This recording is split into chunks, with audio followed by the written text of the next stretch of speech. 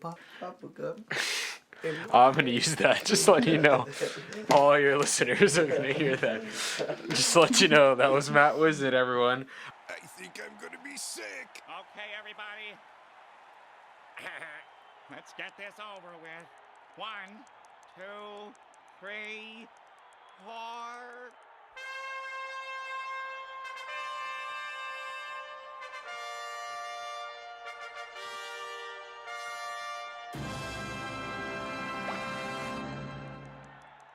All right, let's get started. Man, it has been a little while. It's been a hot minute since we have updated the podcast. Very hot. We are in Florida and it is still hot. Actually, today it was actually a little bit cooler, which is nice. But listen, we're not boring people, so we're not just going to talk about the weather the whole time. I'm not going to let us go there. We're not going to do small talk. We're here to talk about the things that you want to talk about, which is, oh, sorry, Matt. I'm not saying, like, weathermen are cool. I just don't want to do, like, the water cooler talk. For context, Matt wants to be a weatherman. That wasn't me trying to do an indirect jab. I believe in his dreams and what he's wanted to do with that future. I'm not saying weather's boring. I'm just saying we have interesting things to talk about. It's okay.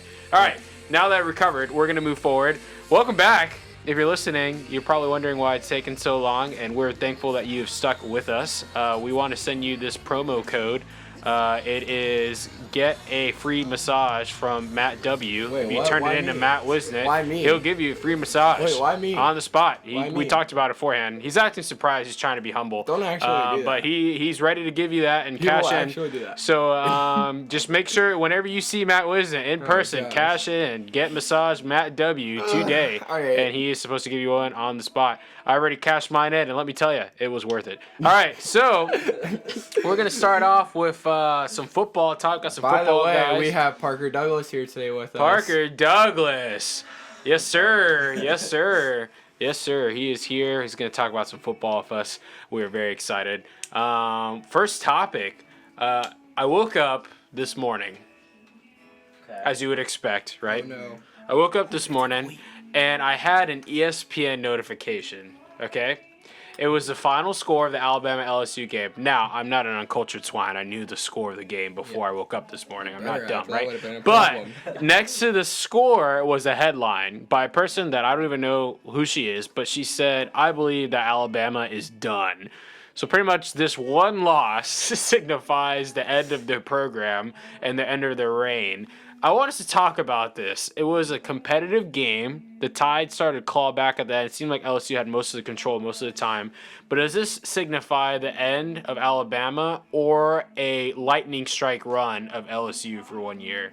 Nah, I feel like it's a lightning strike run. They have a guy named Nick Saban, and man, they're a really young group, so I think you gotta let them develop. But honestly, I'm not gonna say that LSU wasn't good. All right.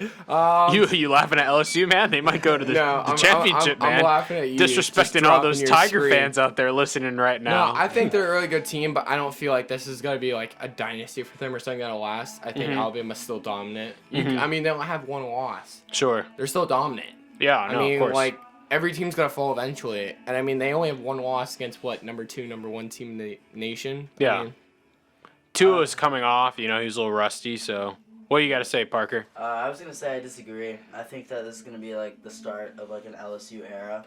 Because, like, Ted Orgeron, the coach, is talking about how, like, with this win... This You mean, is wait, gonna you mean... Yes, Coach. yeah, that guy.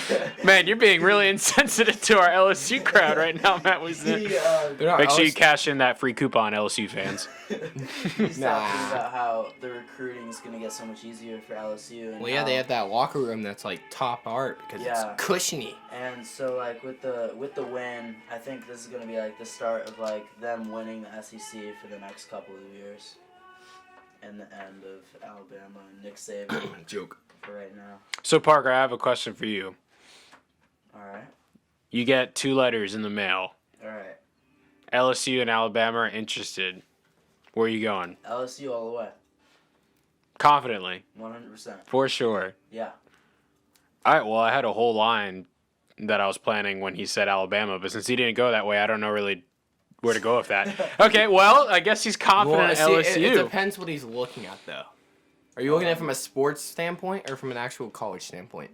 Obviously, a sports standpoint. Okay, that's fair. Yeah. Because if you're looking at it from Sure. a college standpoint, I'd smack you upside the head right now. Well, hold on though. Actually, I'd probably disagree because I feel like even in a college standpoint, Yeah, I think it college would be. Well, no, it depends a what you're better looking at in that college, experience. though. It also depends what he's looking at. You gotta weigh it out. That's though. true. That's true. I know you are looking at FSU because of the programs that they have, which is smart. Because when I went to college, I went because UCF had shiny buildings and it was near Disney. Yeah. I wasn't really looking at what programs they had to offer. You guys are way wiser than I was in high school. But let's get back to the comment as far as LSU taking over. I have a theory. You want to hear this theory? All right. Matt, you want to hear this theory? Sure, I'm I feel like intrigued. this is going to make you mad because it doesn't make any sense, right? All right, so here's the theory. No, that's not right? surprising. Here's the theory. I believe as long as Joe Burrow is at LSU, which isn't it his senior year?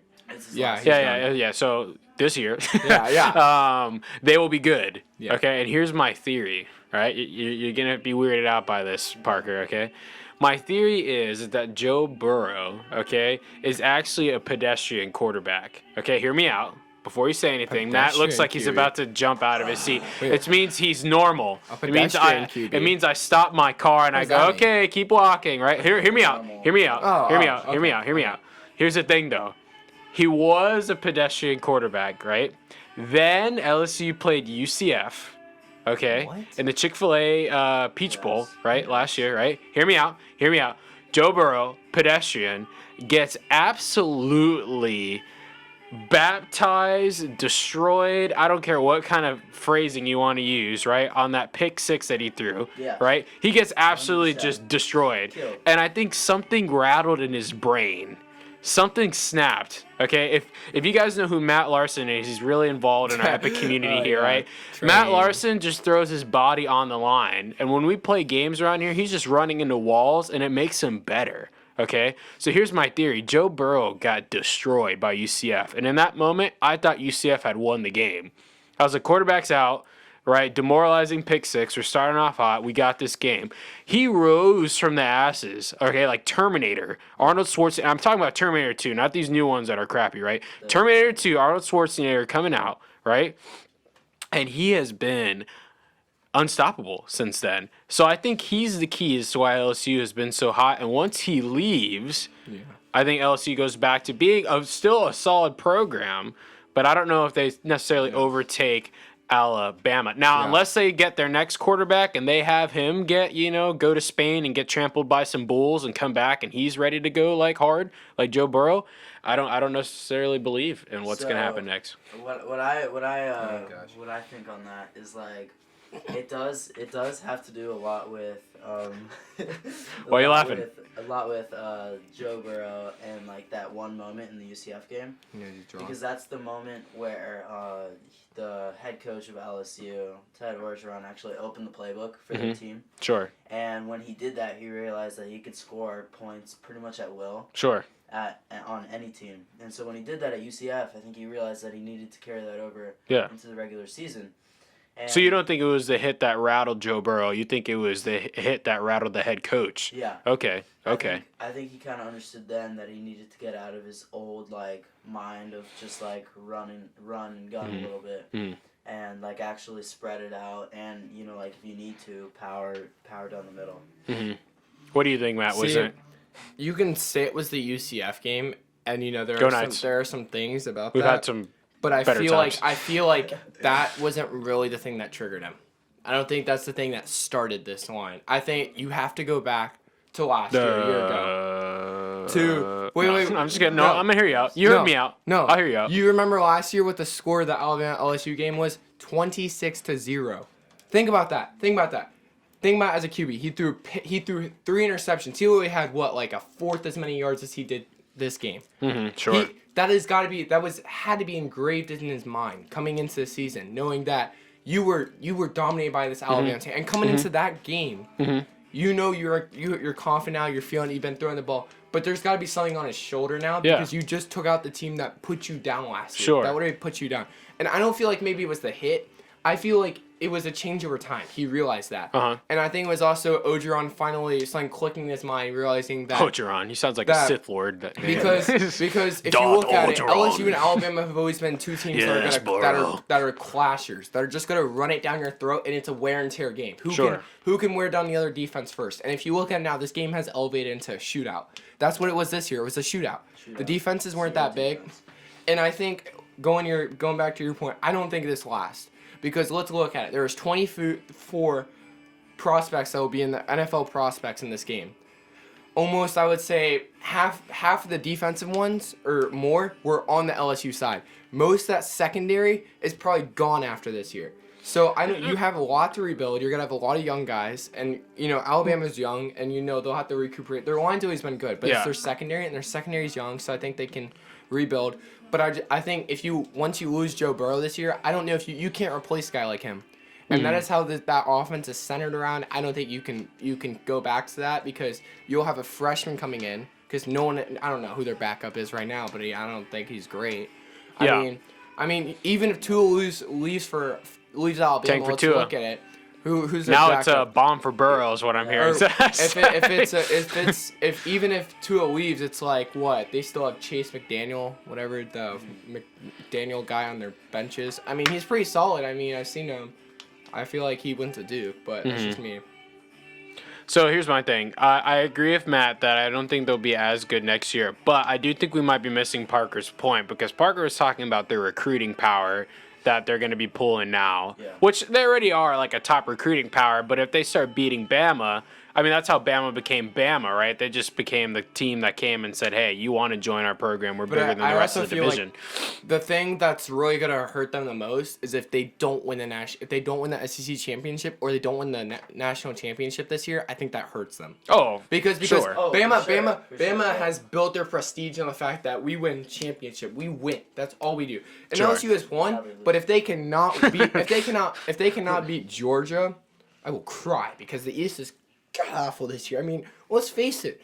I mean, I know my mom's a Florida fan, and she's probably gonna get pissed. Trash. But let's face it.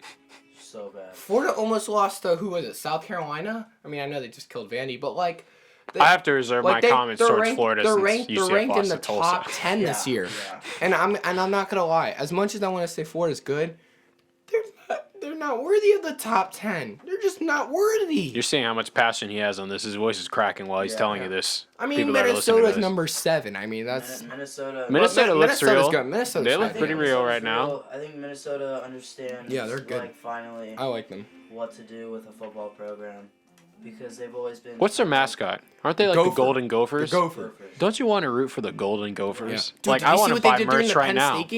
When they did field goals, so when they did the field goals, they did a meme where they have a gopher and he's like this and he turns around and just stares at him with like one eyeball. And that's a fun team you want to root for. That's a fun team that runs into a buzzsaw like Ohio State and loses 45-0 in the first round of the college football playoff. But hey, we'll love it while it runs. Hey man, that's the underdog story. I really want them to make it. I feel like they could make it, and I also feel like they have the passion, the drive to maybe make a run and make it intriguing. Sure. Now, you're gonna say something. Go ahead, Parker. I was gonna say another team that's really surprising is Utah. They're Utah. And they're like number 8 now, I think. No, I think they lost once. No, I don't think they've lost. I feel like they've lost. They were undefeated. I don't think so. I think they're undefeated. Yeah. They definitely won this weekend. Yeah. Yeah, Utah, pretty interesting. I don't know much about that school. Now I probably know how other people feel when they saw UCF coming out of nowhere. They're like, well, who's this, right? Yeah. I don't really take them seriously, but they probably have something good going if they're at the record they are right now. What division are they in? They're in Pac-12. Pac-12? Okay, so, I mean, I could see them walking away with that division and making some noise. Yeah. I just want to go back to my Joe Burrow point really quick because we had really interesting conversation. Utah has one loss. Okay. To USC. One loss, USC. 30-23. Ooh, close game. Okay. I thought you knew that. So here's the thing. Have you guys ever gone paintballing before? Yeah, I went this gone weekend, paintballing. actually. I got killed. Why didn't you invite me, dog? Oh, sorry. Come It's on, my man. friend's birthday party. Oh, come on, man. I accidentally killed him. Okay, well, both of you guys have gone paintballing before, right? Yeah. Okay. So in the couple times I've gone paintballing, it's the thing that's helped me the most to be successful Killing out your there. friendlies? No. What keeps you from being good at paintball? Not having glasses, not being able to see anything. Well, you won't be allowed to step on the course. That have been playing for their entire lives. Yeah. So bad apparel. Okay. No. No, What like, keeps you from being dominant in paintball is Not being being able to afraid by getting hit by paintballs. No, not right? being able to see. Well, that's a given, right? couldn't But if see. you are afraid of getting shot, you're not going to move. You're not going to do anything, right? Yeah. But once you get shot, you're like, okay, it's not that bad. I can start playing, right? You know what I mean? So every time I go out paintballing, I have one of my friends just shoot me really quick, so I can just get over the fear and I can go out there and run and play and have fun, right? Yeah. Here's my idea with that. Joe Burrow was playing like a scared quarterback until he got destroyed. Now, Parker, I'm sure you could comment on this. When you go out for your game, you just want to get hit once, right? And then you can get your game going. Once you get those nerves out, you get hit, you get going. This guy gets destroyed. He's seeing stars. Jesus is telling him his time's not to go to heaven yet. He comes back, and now he's playing like the GOAT because he's not fearing anything out there. He's playing fearless. He's not fearing Alabama. He's not fearing any team he's going up there. So I think that it's a Joe Burrow effect, getting hit. Maybe it's bilaterally affected the head coaching as well. But I do think there's a happy medium in between. Once he leaves, they are going to dip a little bit, but they are creating enough buzz that the recruiting is going to have classes come through that create continuity of excellent football. I do not believe that it's the end of Alabama. Now, it might be the end of their, like, reign, but they're not going to all of a sudden be bad. Which was like, I'm reading this article, like, their program's done for. I'm like, listen, lady, you're just writing this so I can read it and I can waste 5 minutes. And I'm like, why'd I click on this, right? All right, moving on from that because of time. Parker, you said you want to talk about something? The Heisman. Bomb for Burrow! That's Haven't we made our point already? yeah, I think Joe Burrows, but then there's Justin Dylan Fields. Gabriel. Justin, No, I'm just kidding. No. He's a disappointment.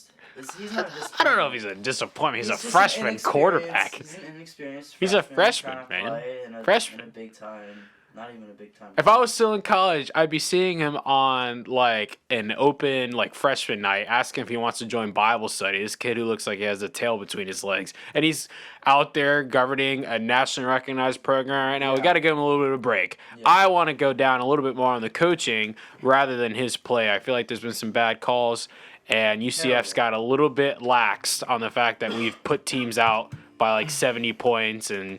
Yeah, but anyway, back to the Heisman. Not Dylan Gabriel. That was a joke. Yeah. Mackenzie Milton. No. No, I think Darryl Mack. I think really there's two. Mac. Adrian Killings. Oh, okay. See, there's a name. No. I think there's Jalen Hurts. Two quarterbacks. Jalen Hurts is an actual like. Yeah, why are you laughing? I got you. You thought I was gonna say something else stupid. Really, it should be against Justin Fields, the Ohio State quarterback, and Joe Burrows, the ex-Ohio State quarterback. So Ooh, juicy storyline. Yeah. I mean, Joe Burrows was a Ohio State transfer when he got no playing time. Before he got hit. Yeah. By the way, just want to throw that out there. I'm writing a book to prove my point. Yeah, I think it's not about how hard you hit; it's about how hard you get hit and get back up. Rocky Balboa. I like that. Sorry, yeah, that's not mine. I know we're talking about the Heisman, but can I just say there are two teams out there who I feel like are going to be huge upset teams. Golden Gophers. No, well yeah, they've already been like that. But, you got to wait for me to say. I feel like two upset teams that nobody cares about, but you should care about. UCF. Not anymore. Oh, Kent dang. State and Wake Forest. Wait, what did you just say? Kent State and Wake Forest. They beat Oklahoma, and they almost beat Texas. Kent State. Kent State. They're also the team that played a student with autism, right? First time ever. Yes. Yeah. Oh, basketball. Yeah, basketball and then they're Wake Forest. Wake Forest just got my boy Jacob Zer. 5-star. I don't know how he's 5-star, but that's okay. Long snapper. Oh, from Haggerty? Yeah. Oh, I remember hearing you He's guys the talk first about that. 5-star recruit I think since Jeff Driscoll, who Yeah. played As for, a long snapper? Yeah, but he played. No. Yeah. Don't laugh. I'm not laughing. No, I'm laughing. I mean, Jacob and I respect that, man. Yeah, 5 more stars than I have. I mean, We're I'm just- it's really funny because like if he really put his mind to it, he could have really played any position, but he just really wanted to be a long snapper. Yeah. Hey, I The respect first that. 5-star recruit from Be the since best Jeff baker you can. Driscoll. That's what my mom told me, right? No matter what you do, Yeah, just be he's the best better at than it. Jeff Driscoll. Yeah. So he's Better than Jeff Driscoll. He could have some crazy like Netflix-worthy story where he like He's gonna be on long TV snaps in at Wake January. Forest, then walks on to some like JUCO team, transfers over to Ole Miss, plays there for a year, goes to Texas, leads them to the national title, gets drafted first round. I like What's that. his name? Jacob Zur. Oh, that's a Yeah. good name. He's gonna be on TV in January. That's a good too. name. Zur? He got Yeah. selected for the Selected All-American. for Zerg Rush. All-American Bowl. Ooh, Hey, man. All-American Bowl. I'll be calling you, Zur. I'll be your agent. We can market this thing. No. Matt, anyway. I'll have you in on it, man. We can work together. He's my You'd be Rocket League PR. buddy. We play Rocket League. Is he Do you good? guys lose? Yeah, he's really What's his rank? Online rank? Is he platinum? He's what is really it? good. Is he better than you? I'll believe when I see it. Yeah, he's better than me. Okay, cool. Cash me in a Modern Warfare lobby. Bro, Zur. I'm getting that for Christmas, bro. That new one seems dope. It is. Yeah, I'm gonna get it. Anyway, moving on from that, I'm gonna talk about. Yeah, you want to bring up esports back up? No, we gotta do an article for rate score. I'm done with that. Anyway, back to what I was gonna talk about. So I went to the FSU game against Miami. The last game, Taggart was there. I got That's painted up. historic. I got you got to painted- see history, man. Dude, I got painted up for that game. It was lit, and I was in the student section as a sophomore in high school, so it was lit. They all thought I was. That a was college pretty cool, student. yeah. They all thought I was a college student too. Anyway, so Wait, what was that in here? they thought I was a college student. I don't understand how, but anyway, so what do you guys think of the FSU situation? Who do you think should be their next head coach? I think it's gonna be. I think they should hire Jason Brown from Independence Community College from Last Chance U.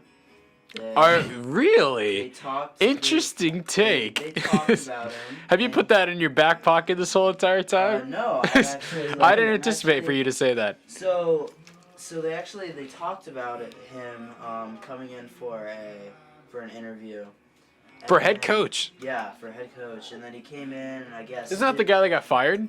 Yes. he Yeah, got okay. fired for I was just saying, making sure it was the right a couple season things. I was watching. But he, I guess he did go Matt. in, and then I don't think the interview went too well, because I then wonder he why. tweeted out something later about how like FSU would be too scared to hire him and like stuff like that, and he would bring in so much money. So I think he's really just wasting his chances. But Sure. it would be exciting, and I think it would be almost like a whole new like program revival if they do something like that. I mean, in my opinion, if you're going to go that route, you might as well hire Deion Sanders. Yes, sir. Who's throwing his name out there. Okay, Which, yeah. here's my thing, though. I don't think that'd be a smart hire. No. I think often the top, like, players don't make great head coaches They because don't. they were just special in their position. They weren't really a tactical mind as far as the full field. So I think it would be fan service if they went for Deion Sanders, but it wouldn't be necessarily good for their program. Here's my take as far as who I think is going to take that job or who should take that job. I don't know. But what I will tell you is whoever takes that job is stepping into a really bad spot, in my opinion. Yeah, terrible. Because the culture at FSU is so toxic and just bad right now as far as what Jimbo left behind, okay, to create a national championship. It's almost like the Thanos meme, right? Like, what do you have to give? And it's like everything, right? Yeah. They pretty much gave everything that program was built on as far as like respect, tradition, dignity, all these other things. I'm not trying to make any sort of political comment. I'm just saying towards the culture of that program, that's where it's at right now.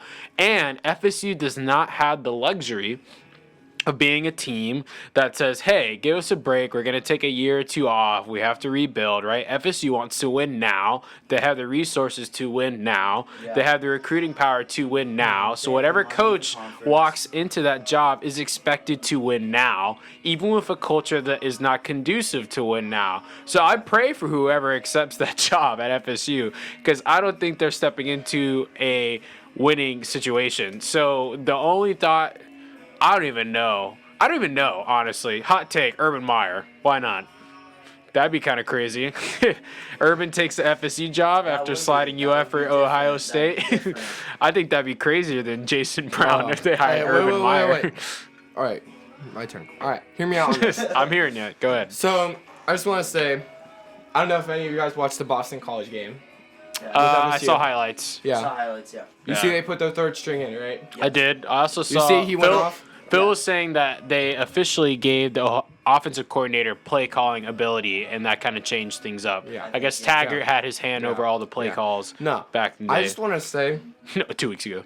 that the interim coach they have now was the interim coach when who was it Fisher? Yeah, Fisher got fired. No, he left. Or when he filled in. Fisher did not get fired. Or when he left, when he did. Yeah. He filled in, and he's done a really good job. I feel like when they've been searching for a coach, he's been filling in for them. So why not stick with him? I know that's what I'm gonna. I feel like that would be a smart move because he already knows what he's going through. He knows what that team needs. He knows what to build. And right now, all they have to do is beat South Alabama, which.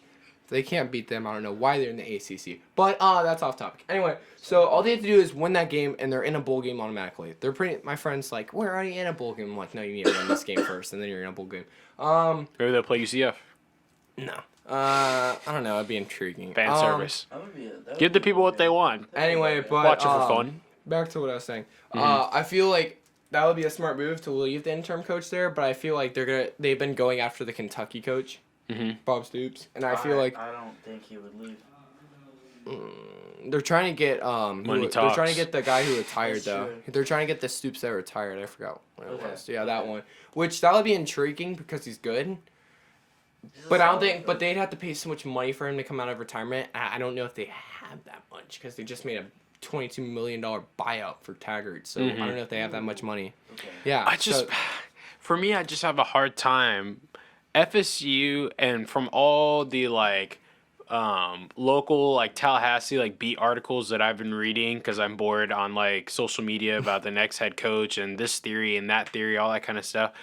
And you read through the comment section, right? And the FSU fans are like, whoever comes, they'll be blessed to be here, blah, blah, blah, blah, blah, blah, blah, and all this kind of stuff, right? I'm not trying to make a generalized statement against FSU fans, but I'm going to.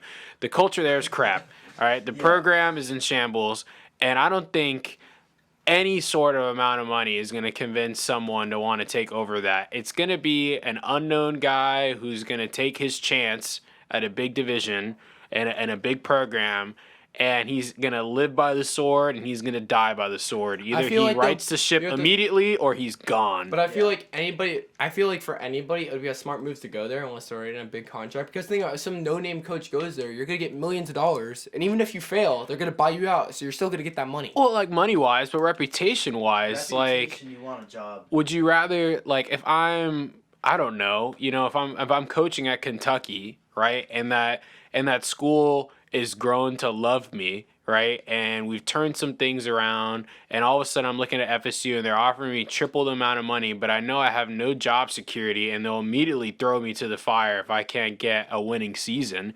Then why would I want to leave that job? I might as well go to the NFL at that point and just deal with that. I feel like, all right, so one more thing that I'm going to ask and then we can move on would be, who do you think should start at QB right now for FSU at their situation? Hornibrook, Blackman, or whatever the new guy is? Hornibrook is so trash. He is so he can't. bad at football. Their offensive line is such garbage. They can't hold him back. That he can't do jack squat. He's not a scrambler.